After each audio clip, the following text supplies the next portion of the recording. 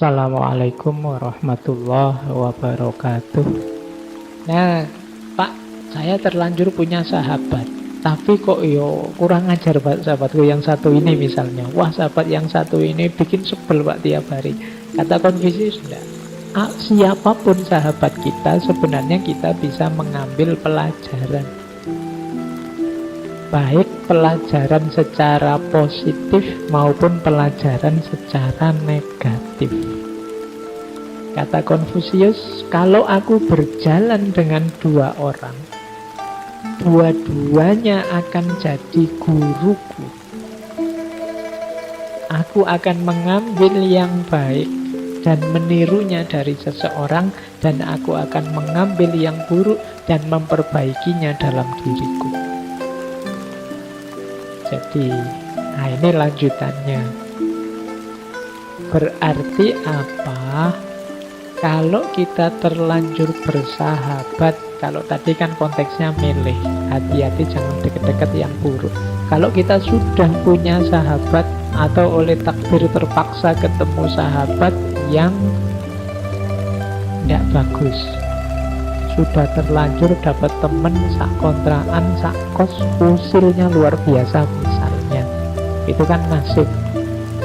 Mau tidak mau berteman dengan yang seperti ini. Kata Konfusius enggak, apapun sahabat kita sebenarnya kita bisa menjadikan dia guru. Jadi yang baik dia jadi guru untuk kita tiru, yang buruk dia jadi guru kita untuk introspeksi. Jadi tidak ada orang yang tidak guru. Makanya dulu waktu kita ngaji Ki Hajar Dewantoro itu kalimatnya setiap orang adalah guru.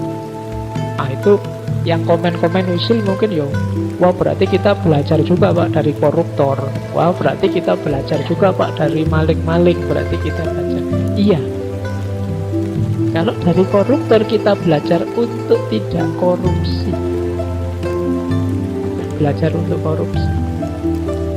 Kebalik. Jadi dari orang-orang yang buruk, dari orang-orang yang negatif, kita belajar untuk introspeksi. Aku jangan begitu, jangan-jangan aku juga sudah begitu. Jadi cara berpikirnya begitu.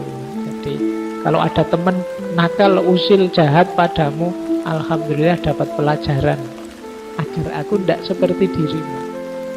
Ternyata maki-maki itu jelek, rasanya tidak enak di telinga. Berarti aku dapat pelajaran untuk tidak begitu. Nah, berarti apa? Kalau setiap orang kita posisikan sebagai guru, tetap ada respeknya. Meskipun kalau itu sahabat kita, jangan lupa tadi rumusnya, rumus perbaikan. Setelah kita muhasabah tentang diri kita, baru kita mikir perbaikannya. Oh, dinasehatilah teman tadi, atau gimana caranya dia bisa berubah. Ini tanggung jawab persahabatan, jangan cuek. Pak, sekarang saya sudah muhasabah, ternyata saya tidak punya kualitas korupsi, berarti beres urusan. Ya enggak, kamu masih punya tanggung jawab.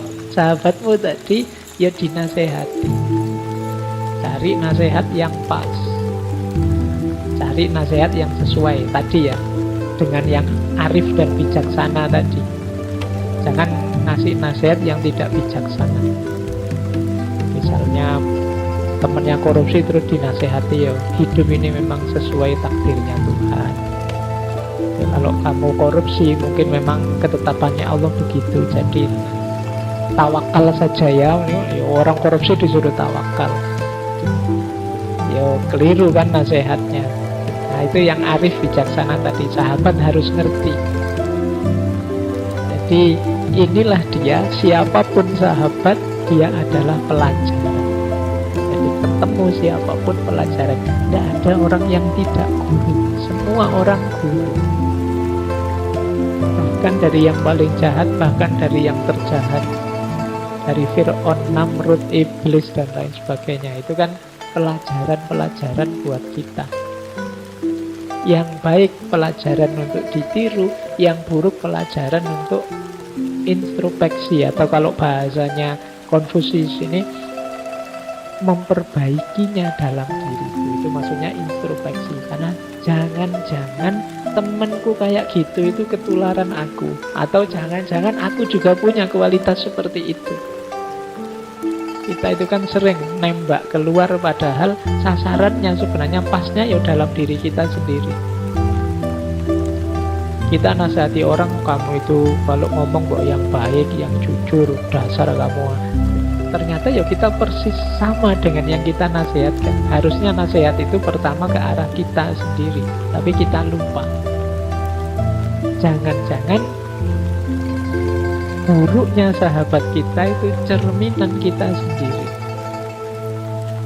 Nah, ini saatnya ya. Jengkel sekali aku punya teman kalau pinjem tidak ngomong-ngomong. Jangan-jangan kita juga sering begitu. Makanya dapat teman yang begitu. Wong teman kita nganggapnya, wah temanku itu suka pinjem tidak ngomong-ngomong. Kalau gitu akulah yang tak pinjem tidak ngomong-ngomong juga lah. Wong kita berarti sama. Itu jangan-jangan cerminan kita. Nah, maka rumusnya Konfusius tadi, selain berdua harus saling memperbaiki, kita juga bisa saling belajar. Siapapun orangnya. Ini rumus penting dalam kita menjalin persahabatan. Baik, kita lanjut lagi. Nah, ini ada quotes. Ketika kita melihat orang-orang yang berharga, kita harus berpikir untuk menyamai mereka. Karena kata Konfusius, belajar yang paling mudah itu imitasi, niru.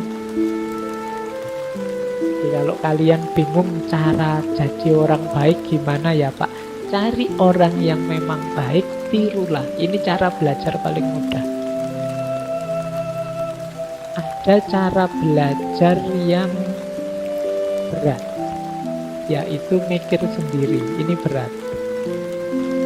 Jadi mikir hidup ini gimana itu berat, sulit. Jadi tidak usah nekat. Karena ini butuh keahlian, butuh kemampuan, butuh capek, tenaga, dan lain sebagainya. Ada lagi cara belajar ketika kalau ini pahit, yaitu pengalaman. Jadi ada cara belajar meniru, ini paling mudah. Ada cara belajar yang berat, ya berpikir sendiri, berkontemplasi sendiri. Ada cara belajar yang pahit, yaitu nunggu pengalaman.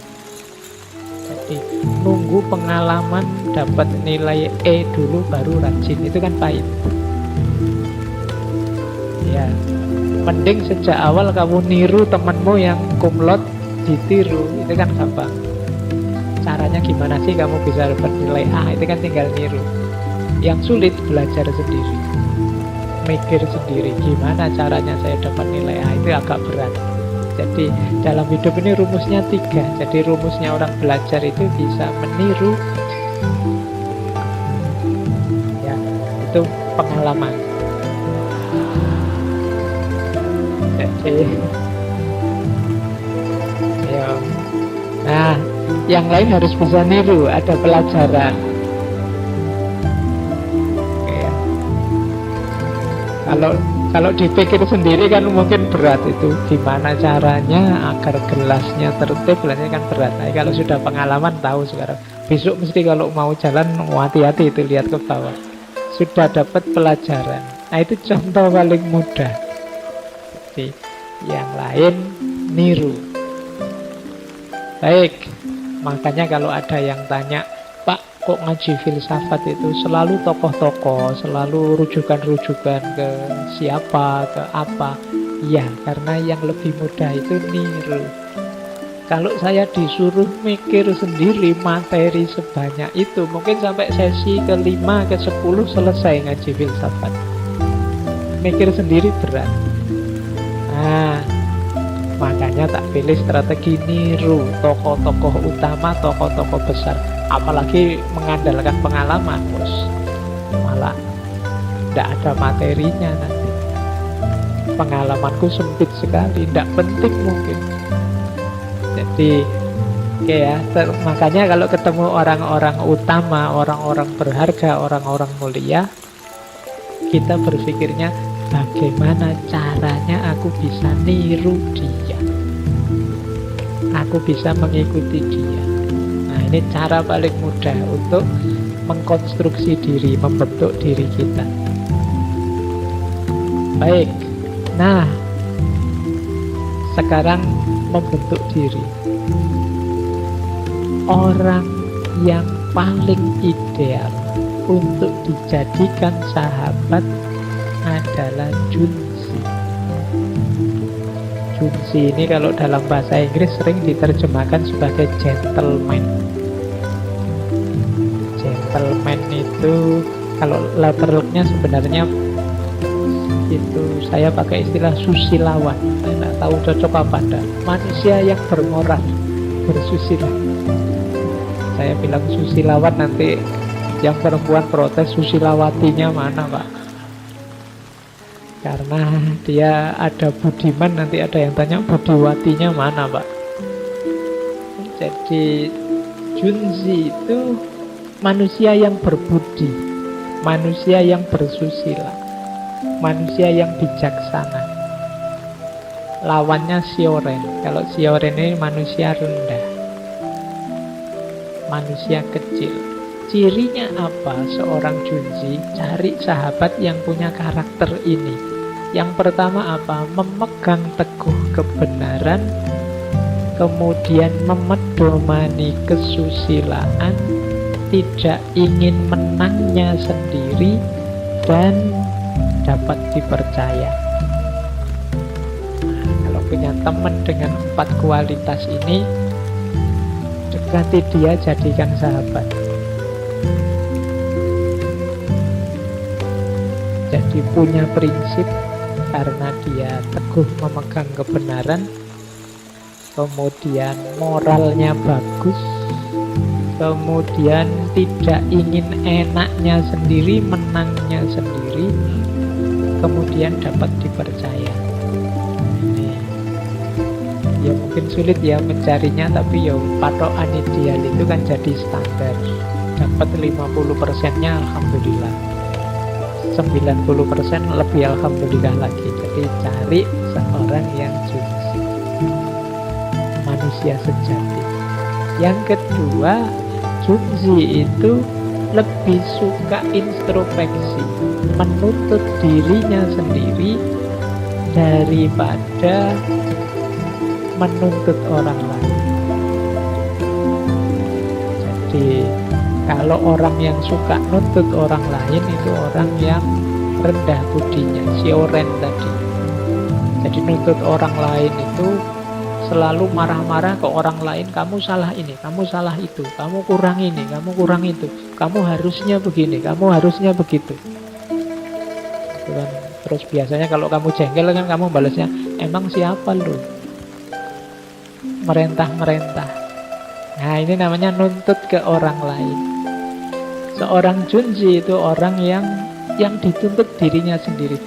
Aku sudah sopan enggak? Aku ini sudah terpuji enggak? Sudah adil enggak? Sudah bijaksana enggak yang aku lakukan? Jadi seorang utama, seorang budiman itu lebih menuntut dirinya sendiri. Nah, yang ketiga, seorang Junzi itu bukan alat. Bukan alat itu berarti dia tidak bisa dinego, tidak bisa diperalat, dan tidak akan memperalat orang untuk kepentingannya.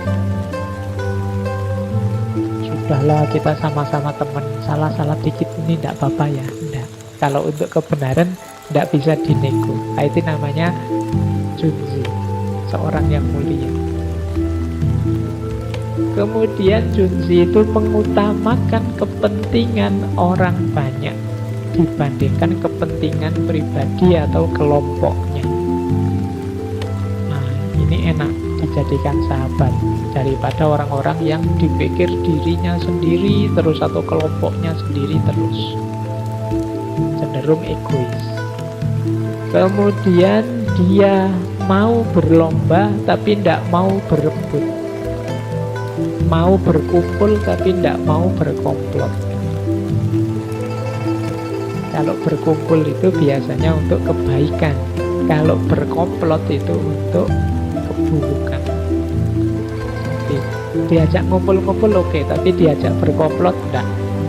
Ngumpul-ngumpul untuk kebaikan.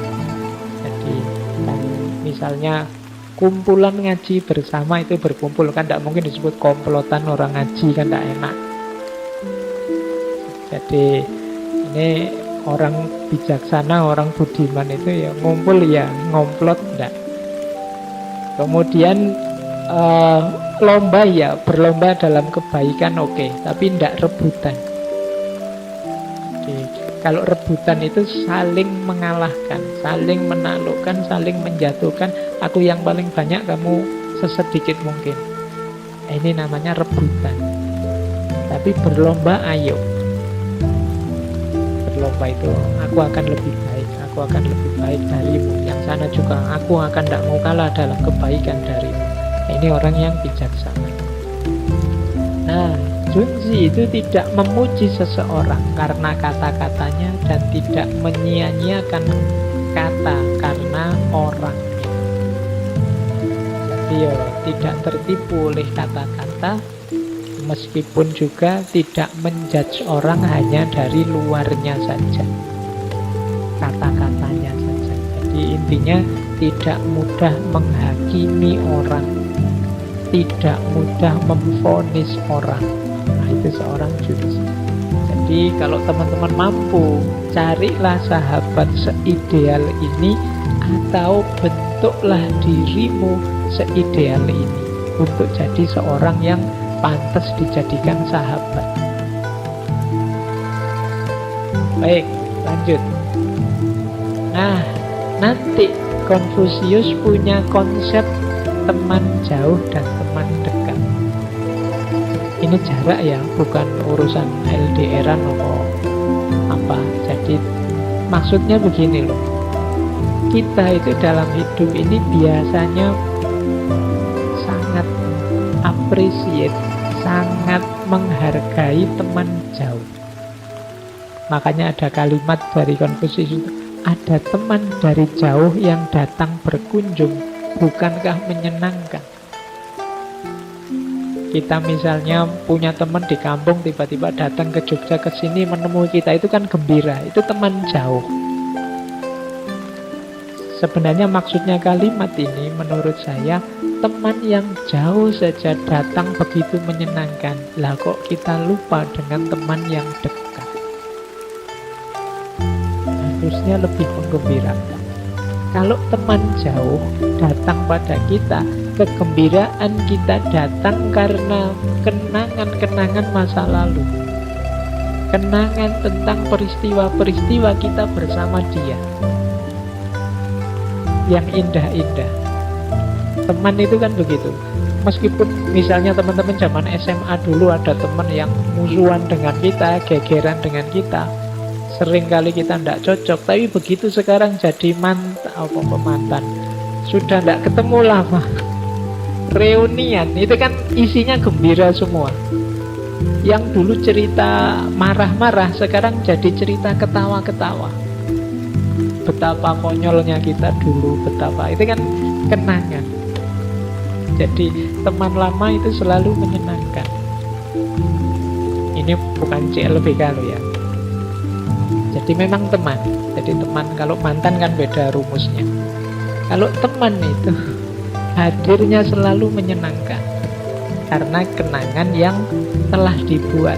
Sementara teman dekat itu, hari ini kita sedang membangun kenangan. Jadi yang satu kita mengingat-ingat kenangan saja begitu gembira. Harusnya dengan teman-teman dekat, yang kalau ada apa-apa dia datang duluan. Saat ini kita sedang membangun kenangan, kita lebih gembira lagi kalau bersama. Itulah sebenarnya harganya seorang sahabat. Kita sering lupa betapa berharganya sahabat-sahabat yang sekarang ada di sekeliling kita. Diingatkan oleh Konfusius, coba diingat-ingat sahabat lama yang datang. Itu kan menggembirakan. Nah, berarti hari ini kita sedang membangun cerita-cerita kegembiraan-kegembiraan yang nantinya akan kita kenang. Maka nikmatilah momen kebersamaan itu. Lakukan secara serius, sungguh-sungguh untuk menjalankan kebaikan-perbaikan bersama-sama sahabatmu. Jadi ini konsep teman jauh dan teman dekat. Jadi, mari sebenarnya ya tidak usah dibedakan jauh dan dekat, sama-sama menggembirakan. Cuma kadang-kadang kita itu yang dekat lupa, lebih suka mengenang yang lama, yang jauh. Kadang-kadang teman itu karena tiap hari ketemu rasanya jengkel terus, sebel terus, karena tiap hari ketemu, yang kelihatan jeleknya saja.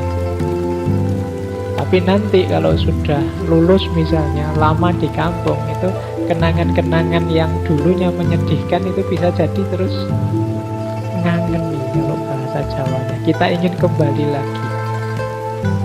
Nah itu algoritmanya kenangan itu kan begitu. Momen-momen yang sebenarnya mungkin membuat kita malu, membuat kita sedih, membuat kita dulu capek, lelah dan lain sebagainya. Nah, begitu dia berubah bentuk dari peristiwa jadi kenangan, itu nilainya berbeda. Nah, maka silahkan membuat sebanyak mungkin kenangan dengan sahabat-sahabat dekatmu, karena itulah nanti yang akan jadi cerita di masa depan. Baik, saya lanjutkan. Nah, sekarang tentang teman baik dan teman tidak baik. Teman yang baik jenisnya 3. Yang pertama, teman yang tercerahkan atau sahabat yang tercerahkan. Yang kedua, sahabat yang tulus. Dan yang ketiga, sahabat yang perhatian. Jadi teman yang baik ini yang dibawa adalah kebaikan dan manfaat. Sahabat yang baik yang dibawa kebaikan dan manfaat. Sahabat yang tercerahkan itu adalah sahabat yang lurus, sahabat yang konsisten di jalan kebajikan, yang bersama dia aktivitas kita itu selalu kebaikan dan perbaikan. Nilai kita di tengah masyarakat meningkat, kita semakin terhormat. Nah, ini namanya sahabat yang tercerahkan. Jadi kalau kalian punya sahabat anak baik-baik, yang lurus, yang sopan, yang tiap hari ke masjid, soleh dan lain sebagainya, itu kan nilai kita di hadapan masyarakat juga naik. Wow, ini temennya santri-santri dia ini. Oh, dia ini temennya anak soleh, temennya hafal Quran semua loh ala ini. Itu kan nilainya meningkat. Jadi itu yang disebut teman yang tercerahkan. Oh, ini temennya dia ini lulusnya kumlot semua loh, temennya tapi ya. Loh, tapi kan meningkatkan reputasimu, meningkatkan kehormatanmu, meskipun hanya punya teman, meskipun hanya dekat, kan begitu. Jadi ini teman yang tercerahkan. Itu kan yang membuat kalian senang foto-foto dengan siapa, untuk menunjukkan bahwa temanku kayak gini loh. Temanku yang kalian posting-posting itu kan mungkin foto dengan tokoh siapa. Nah, itu kan ingin menunjukkan bahwa lingkunganmu, circlemu itu orang-orang semacam itu. Itu kan menaikkan reputasimu di tengah masyarakat. Cari teman yang baik, maka nilaimu juga akan meningkat. Itu teman yang tercerahkan. Yang kedua, teman yang tulus. Kalau ini tidak ada hubungannya dengan kualitas dirinya, tapi karakternya. Tulus itu orang yang tanpa pamrih. Jadi dia jujur, dia setia. Mungkin kualitasnya tidak setinggi dirimu, tapi percayalah dia akan mendukungmu, dia akan setia padamu, dia tidak mungkin ngomong buruk di belakangmu. Dia yang paling mengerti tentang dirimu. Nah, ini teman yang tulus, sahabat yang tulus namanya. Jenis teman kedua, enak diajak kemana-mana. Teman jenis ini kalau disuruh jaga rahasia, ya dia beneran jaga rahasia. Setia. Jangan bilang-bilang loh ya. Dia yang tidak akan bilang-bilang. Terus dia bikin postingan, nanti dimarahin, kok kamu bikin postingan? Katanya nggak boleh bilang-bilang, saya kan cuma nulis. Bodoh wae. Enggak, kalau sahabat yang setia pasti tidak akan mengkhianati. Jadi itu jenis sahabat baik yang kedua. Sahabat baik yang ketiga adalah sahabat yang perhatian. Jadi dia sangat ngerti tentang kita. Dia aktif melihat, mendengar tentang kita. Dan bisa jadi dia lebih paham tentang kita daripada kita tentang diri kita sendiri. Oh, aku tahu cirinya temanku ini. Kalau disinggung ini sedikit dia marah. Padahal kita tidak sadar itu. Nah, ini namanya teman sahabat yang perhatian. Jadi, teman yang seperti ini itu enak kalau diajak muhasabah, kalau diajak introspeksi. Coba deh, menurutmu gimana sih aku ini? Nah, ini teman yang perhatian ini, dia bisa menjelaskan banyak. Oh, kamu itu kalau ini begini, kalau ini begitu. Dan tidak ada pretensi untuk menjatuhkan, untuk merendahkan. Dia bicara apa adanya demi kita, demi perbaikan kita. Ini namanya teman yang perhatian. Kalau kita belum makan, sudah makan belum? Sudah tidur belum? Tapi tidak basa-basi ya. Kadang-kadang kan kita itu untuk basa-basi saja. Sudah tidur belum? Sudah makan belum? Kan gitu. Cuma tanya saja. Harusnya kan kalau tanya sudah makan belum, jawabannya belum, yuk tak traktir makan. Itu sahabat. Ya, nah kalau sudah makan belum, yuk kamu makan lah, nanti sakit mah. Ya itu bisanya hanya merentah-merentah kan, makan, jangan telat, nanti sakit mah. Oke, nah cari sahabat yang perhatian. Jadi ada 3 jenis sahabat baik. Yang pertama, sahabat yang tercerahkan, yang dari dia kita bisa belajar banyak, bahkan nilai diri kita meningkat. Yang kedua, sahabat yang tulus, yang setia, loyal pada kita, tidak ada pamrih apa-apa selain persahabatannya. Dan yang ketiga, sahabat yang penuh perhatian. Kalau kita punya jenis sahabat-sahabat seperti ini, kita patut bersyukur, berbahagia. Atau seperti tadi, mari kita bentuk diri kita jadi sahabat yang baik dan bermanfaat seperti ini. Baik, saya lanjut. Nah, kalau ini yang buruk. Yang buruk itu biasanya menyakitkan dan merusak. Ini saya tidak tahu, ini istilahnya saya terjemahkan letterlek ya. Ada sahabat yang muluk-muluk, teman yang muluk-muluk. Ada teman yang lembut, tapi dalam tanda petik ada teman yang pinter ngomong. Nah, yang buruk dan merusak yang pertama apa? Orang yang muluk, ngomongnya tinggi. Jadi cuma tidak seperti yang tercerahkan tadi, dia omong dong. Tiap hari tutur-tutur, wae ngandani kita, kamu jangan begini, jangan begitu, tapi kelakuannya dewe ndak begitu. Nah, ini namanya sahabat yang muluk. Kata Konfusius ini rada-rada jenis penipu orang-orang munafik. Jadi ngomong dong, muluk-muluk di depan kita, wah kamu itu harus rajin belajar. Nanti nyari beasiswa ke luar negeri, bahasamu ditingkatkan. Tapi yang ngomong sendiri terancam DO.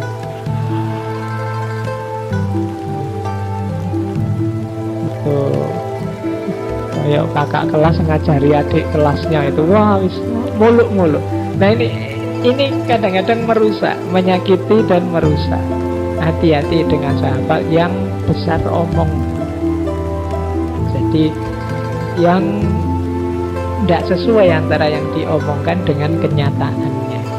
Ini menyakitkan dan merusak. Ada yang kedua, lemah lembut tapi penuh pamrih. Orangnya lembut, kalau ngomong menyenangkan, menggembirakan, tapi di balik itu ada pamrih-pamrih untuk keuntungannya sendiri. Ini namanya, ya istilahnya sahabat yang lembut sih. Kelihatannya halus, nyaman, enak jadi teman, tapi sebenarnya dia nyari keuntungan untuk dirinya sendiri. Ini sahabat jenis kedua. Ini agak sulit dideteksi, tapi nanti ketahuan di belakang. Oke. Lemah lembut, tiba-tiba kamu punya uang berapa? Ya. Nanti kalau sudah dapat, hilang, muncul begitu lagi. Wah, cerita yang indah-indah, kita terpesona. Nanti ujungnya masih punya enggak? Oke, ya, itu teman jenis kedua. Jadi teman yang menyakiti dan merusak. Nah, yang paling parah yang ketiga. Kalau ini terang-terangan menyakiti. Jadi mereka ini ya memang ngomongnya kasar, menipunya terang-terangan, menyusahkan kita juga terang-terangan.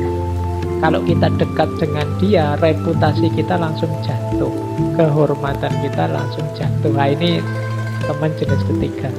Kalau lihat, misalnya orang lihat fotomu jajar dia, loh kamu kenal anak kayak gini nih. Nah, itu teman jenis ketiga.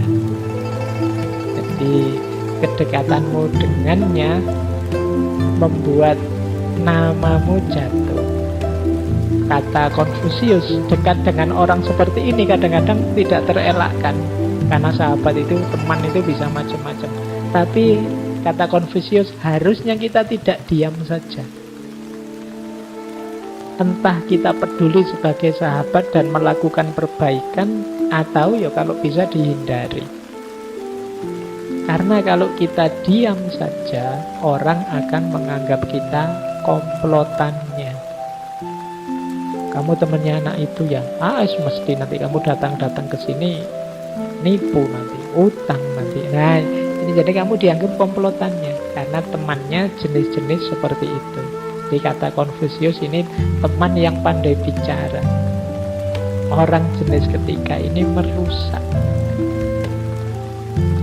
Jadi, ayo sekarang meneliti, jangan sampai kita punya sahabat jenis tiga ini. Atau jangan sampai kita jadi sahabat dengan tiga karakter ini. Jadi orang yang muluk munafik, orang yang lembut tapi penuh pamrih untuk kepentingannya sendiri, dan yang ketiga orang yang memang terang-terangan ingin menjatuhkan kita, menyakiti kita.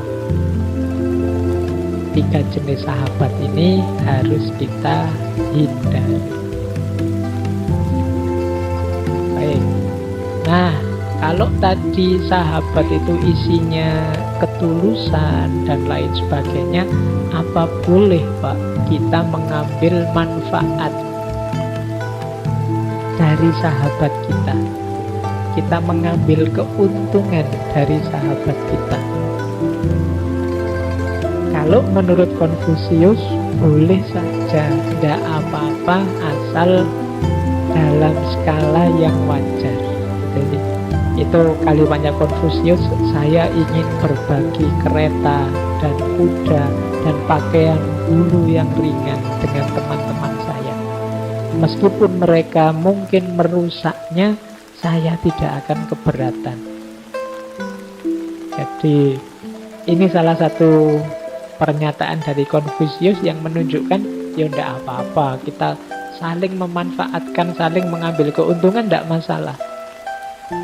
Dan bedanya apa antar sahabat kalau saling mengambil keuntungan? Tidak ada hitung-hitungannya. Jadi meskipun baju dipinjem kok terus rusak, terus sobek, tidak dihitung, tidak apa-apa. Nanti gantian aku minjem, ya sobek juga ya tidak apa-apa. Itu bukan balas dendam, ya kebetulan saja. Jadi tidak ada saling perhitungan. Makanya saya ingin minjemi kereta, kuda, pakaian, tidak masalah. Nanti kalau baliknya rusak, saya juga tidak akan keberatan. Wong, memberi manfaat pada sahabat itu membahagiakan. Nah, jadi boleh, meskipun ya jangan keterlaluan.